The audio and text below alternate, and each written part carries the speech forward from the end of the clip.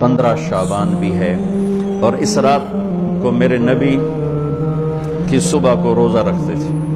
اور اس روزے کی فضیلت یہ ارشاد فرمائی کہ 15 شعبان کا روزہ پچھلی 15 سے اس 15 کے درمیان جتنے گناہ ہوتے ہیں سب کی معافی کروا دیتا۔ ایک دن کا روزہ سارے پورے سال کے گناہ معاف فرما دیتا۔ دوسرا 15 شعبان میں اللہ کے نبی نے فرمایا کہ اللہ تعالیٰ اپنے بندوں پہ نظر فرماتا ہے، اور بنو کلب، یہ ایک قبیلہ تھا، کلب، بنو کلب، ان کے پاس جانور بہت تھے، جانوروں میں بھیڑیں بہت زیادہ تھیں، تو اللہ کے نبی نے مثالاً فرمایا کہ جتنے بنو کلب کی بھیڑوں کے جسم پر بال ہیں اتنے لوگوں کی اللہ بخشش فرماتا ہے۔ ان بھیڑاں دے وال کون گنے، ایک دے گنن بہ جاؤ تو پورا مہینہ لگ جاوے،